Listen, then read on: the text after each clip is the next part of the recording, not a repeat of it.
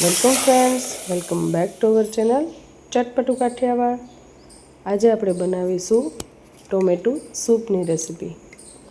શિયાળામાં ભરપૂર માત્રામાં ટમેટાં આવતા હોય છે, તો ચાલો હેલ્ધી રેસીપી બનાવીએ. એ પહેલાં ચેનલને જો સબસ્ક્રાઈબ ન કરી હોય તો સબસ્ક્રાઈબ કરી બેલ આઇકન દબાવી ઓલ જરૂરથી દબાવી દેશો મિત્રો, જેને કારણે નવા વિડીયોઝના નોટિફિકેશન આપ સુધી મળતા રહે. તો ટમેટો સૂપ બનાવવા માટે થઈને મેં અહીંયા મિનિમમ 2 જણાને થાય એ પ્રમાણે મેં 500 ગ્રામ જેટલા ટમેટાં લીધેલા છે. આ ટમેટાને આ રીતે આપણે કટ કરી લઈશું અને બને ત્યાં લગી આ રીતના ગરવાળા ટમેટાં જે આવે છે એ જ આપણે લઈશું. સાથે ખટાશનું પ્રમાણ થોડુંક આવે એ માટે થઈને તમે દેશી ટમેટાં પણ સાથે એડ કરી શકો છો. તો આ રીતના ગરવાળા ટમેટાં આપણે લઈ ધોઈ ક્લીન કરી અને આ રીતના અડધા અડધા કાપી અને આપણે એને બાફવા લઈ લઈશું. તો ટમેટાં અહીંયા કટ થઈ ગયા છે મિત્રો, અને આપણે એને કુકરમાં લઈ લઈશું. એમાં નાનું એવું મેં એક ગાજર, દેશી ગાજર લીધેલું છે. એનાથી સૂપ છે એ થોડુંક થીક બને છે અને ટેસ્ટ પણ એનો સારો આવે છે.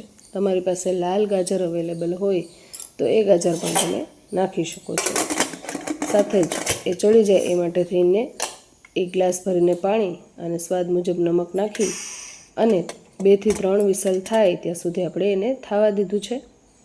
તો વિસલ થઈ ગયા બાદ આપણે 5 મિનિટ કુકરને રહેવા દઈશું અને ત્યારબાદ એની હવા નીકળી જાય એટલે તરત જ આપણે ચેક કરી લેવાનું છે. તો ટમેટાં સરસ એવા થઈ ગયા છે. તો એમાં આપણે બ્લેન્ડર આ રીતે ફેરવી દઈશું. તમે મિક્સરમાં પણ કરી શકો છો, પણ જો તમારે મિક્સર જારમાં ક્રશ કરવું હોય તો એને એકદમ સાવ ઠંડુ પડી જવા દેવું પડે, કારણ કે ગરમા ગરમ જો કરશો તો એમાં તરત જ વરાળને લીધે બહાર આવવાની શક્યતા રહે છે. તો ધગી ન જવાય એનું ખાસ ધ્યાન રાખવાનું. અને જનરલી આ રીતે જો બ્લેન્ડરથી કરો તો એ એકદમ ઝડપથી ક્રશ થઈ જાય છે ટમેટાં. તો આ રીતે આપણે એને ક્રશ કરી લેવાના છે સરસ રીતે. તો અહીંયા ટમેટાં આપણા સરસ રીતે ક્રશ થઈ ગયા છે અને એનો પલ્પ જે છે એને આપણે ગાળી લઈશું. પલ્પ ગાળવાથી એની જે છાલ હોય છે એ બધી છૂટી પડી જાય છે, છાલ અને એના બીયા. જનરલી તમે મિક્સરમાં કરશો તો એને ગાળવાની પણ જરૂર રહેતી નથી, કારણ કે બીયા અને છાલ બધું એક રસ થઈ જાય છે. તો તમે મિક્સર જારનો પણ ઉપયોગ કરી શકો છો. અહીંયા બ્લેન્ડરમાં કરતી વખતે આ રીતે ગાળીએ તો આપણે જોઈશું કે છાલ અને બીયા એના આ રીતે નીકળી જાય છે. તો આ રીતે એને ગાળી લેવાનું છે. જો આવો પલ્પ ટમેટાનો નીકળે એ આપણે લઈ લઈશું. કુકરમાં થોડું ઘણું પણ પલ્પ હોય તો આ રીતે પાણી નાખી અને તમે લઈ શકો છો. અને તમારે જેટલી ક્વોન્ટિટીમાં સૂપ બનાવવું હોય એ પ્રમાણે તમે પાણી એડ કરી શકો છો.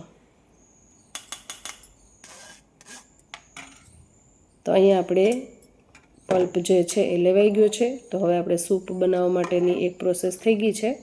હજુ એક પ્રોસેસ કરવાની બાકી છે મિત્રો, એટલે રેસીપીમાં લાસ્ટ સુધી જોડાયેલા રહેજો.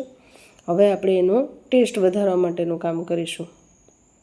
તો એની અંદર આપણે ધાણા જીરું પાવડર, થોડું એવું લાલ મરચું પાવડર, કારણ કે આદું અને મરચું પણ એડ કરીશું એટલે એ પ્રમાણે લાલ મરચું એડ કરી દઈશું આપણે. સ્વાદ પ્રમાણે થોડું એવું નમક એડ કરી દઈશું. ત્યારબાદ ટોમેટો સૂપ આપણે બનાવીએ છીએ તો જનરલી તમને ખારું સૂપ ભાવતું હોય તો તમે ખાંડને સ્કીપ કરી શકો છો. અહીંયા અમારે સ્વીટ સૂપ ભાવે છે તો અમે 2 ચમચી ભરી અને ખાંડ એડ કરેલી છે. એટલે બધું સારી રીતે આપણે મિક્સ કરી લઈશું. હળદર આમાં આપણે એડ કરતા નથી, માત્ર ને માત્ર ધાણા જીરું પાવડર, લાલ મરચું પાવડર, નમક અને ખાંડ એડ કરેલી છે. હજુ પણ 2 સામગ્રી એડ કરવાની બાકી છે મિત્રો એની અંદર. આ રીતે આપણે ગેસની ફ્લેમ સ્ટાર્ટ કરી અને બધું સારી રીતે મિક્સ કરી દેવાનું છે. અને હવે આપણે એની અંદર એડ કરીશું આદું અને મરચું. એ પણ તમારે જે તીખાશ રાખવી હોય એ પ્રમાણે તમે એડ કરી શકો છો. તો લીલું મરચું એ પણ મેં મોળું લીધેલું છે આદું થોડું એવું ખમણીને લીધેલું છે અને લીમડાના પાન એડ કરી દઈશું, જેનો ટેસ્ટ સારો આવે છે. અહીંયા મેં 4-5 પાન લીધેલા છે, બીજા 4-5 પાન લીમડાના મેં વઘાર માટે રાખી દીધેલા છે. તો અહીંયા આપણે સૂપને સારી રીતે ઉકળવા દીધું છે. 1-2 ઉફાણ આવી જાય ત્યારબાદ આપણે એને નીચે લઈ અને વઘાર કરીશું. તો એના વઘારમાં પણ 1-2 વસ્તુ જરૂરથી ઉમેરવી કે જેનું કારણે સૂપનો જે ટેસ્ટ છે એકદમ સારો આવે છે. તો અહીંયા આપણે જોઈ શકીએ છીએ સરસ એવું ટમેટા સૂપ આપણું તૈયાર થઈ ગયું છે.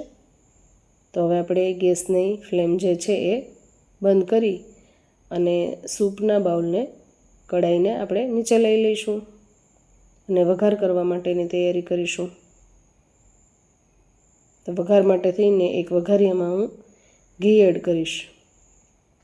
જનરલી આપણે વઘારમાં તેલ પણ એડ કરી શકીએ છીએ, તમે ઘીની જગ્યાએ બટર પણ લઈ શકો છો, પણ સૂપમાં ઘીનો ટેસ્ટ જે વઘારનો એકદમ સરસ આવે છે. તો તમે પણ ઘીથી જ વઘાર કરજો. જેવી રીતે કઢીમાં પણ આપણે ઘીનો વઘાર કરીએ તો એકદમ ટેસ્ટ સારો આવે છે, એવી રીતે સૂપમાં પણ, ટમેટો સૂપમાં પણ જો ઘીનો વઘાર કરવામાં આવે તો એકદમ એનો ટેસ્ટ છે એ સારો આવે છે અને સુગંધ સરસ આવે છે. તો ઘી અહીંયા એક નાની ચમચી ભરીને મેં લીધેલું છે. એની અંદર માત્ર ને માત્ર આપણે જીરાથી પહેલાં વહેલા વઘાર કરવાનો છે અને જીરુંનો વઘાર એ ધીમા ગેસની ફ્લેમ ઉપર જ આપણે કરવાનો, જેથી કરીને એ બળી ન જાય. 4-5 લવિંગ એડ કરી દઈશું અને ત્યારબાદ તજ અને આપણે તમાલપત્ર એડ કરી દઈશું. આટલી જ સામગ્રીથી સૂપનો ટેસ્ટ એકદમ સરસ આવે છે વઘારમાં. અને થોડા એવા લીમડાના પાન મેં રાખેલા હતા, એ લીમડાના પાનની પણ સુગંધ એકદમ સરસ આવે છે વઘારમાં. ગેસની ફ્લેમ બંધ કરી દઈશું. વઘાર સારો એવો થઈ જાય એટલે અને ઢાંકીને આપણે સૂપ રાખેલું હશે ત્યાં જ એ વઘાર આપણે એડ કરી અને તરત જ ઢાંકણ બંધ કરી દઈશું, જેને કારણે વઘારનો ટેસ્ટ એમાં સારી રીતે બેસી જાય. ત્યારબાદ આપણે વઘારિયામાં રહેલું ઘી છે એ સૂપમાં આપણે આ રીતે મિક્સ કરી દઈશું. તો તૈયાર છે આપણું ટમેટો સૂપ. તમે ટમેટો સૂપ બનાવો છો ત્યારે શું શું એડ કરો છો મિત્રો, કમેન્ટ કરીને જરૂરથી કહેજો. અને આ ટમેટા સૂપની રેસીપી તમને કેવી લાગી છે એ પણ મને કમેન્ટ કરીને જરૂરથી કહેજો. ક્યાંથી રેસીપી જોઈ રહ્યા છો એ પણ મને કમેન્ટ કરીને જરૂરથી કહેજો. રેસીપી ગમે તો જરૂરથી એક લાઇક જરૂરથી આપી દેજો. ચેનલ પર નવા હોય તો સબસ્ક્રાઈબ કરી બેલ આઇકન દબાવી ઓલ જરૂરથી દબાવી દેશો મિત્રો, જેને કારણે નવા વિડીયોઝના નોટિફિકેશન આપ સુધી મળતા રહે. તો એક સર્વિંગ બાઉલમાં સૂપ લઈ અને આપણે ધાણા ભાજીથી આ રીતે ગાર્નિશિંગ કરી દઈશું. તો મિત્રો રેસીપી ખરેખર આપને ગમે તો આપના ફ્રેન્ડ સર્કલ્સ, ફેમિલી ગ્રુપ્સમાં રેસીપીને શેર કરવાનું બિલકુલ ભૂલતા નહીં. શેર જરૂરથી કરી દેજો અને ફરીવાર આવી નવી રેસીપીઝ તમારા સુધી લઈને આવીએ ત્યાં સુધી જય સોમનાથ, જય માતાજી મિત્રો.